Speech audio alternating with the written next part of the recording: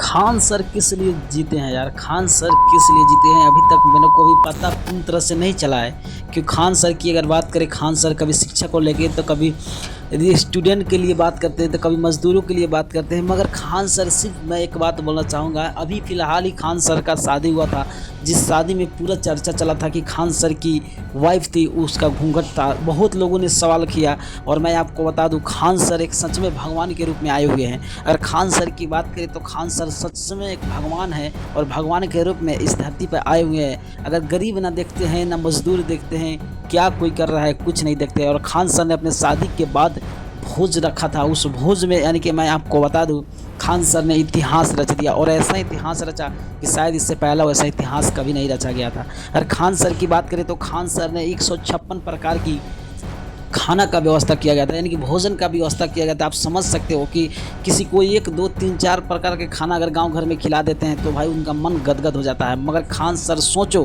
कि खान सर ने 156 प्रकार के भोजन खिलाकर मज़दूर तो मज़दूर, स्टूडेंट स्टूडेंट, गरीब लाचार, सबको अपने पार्टी में बुलाए थे। और ये भी कहते खान सर कि देखो, हमारे लिए कोई बिजनेसमैन बड़ा नहीं है, कोई अंबानी, कोई नेता अभिनेता नहीं है, हमारे लिए सिर्फ हमारा जो परिवार है, गरीब है, वो सब मेरे साथ है। तो इसीलिए तो खान सर को एक भगवान के रूप में देखा जाता है और खान सर आने वाले दिन में पूरा दुनिया में अपना परचम लहराने वाले हैं। तो आप लोग क्या सोचते हैं खान सर के बारे में? एक छोटा सा आप कमेंट कर देना। अगर नहीं हो तो चैनल को सब्सक्राइब करके खान सर के लिए वीडियो जरूर शेयर करना।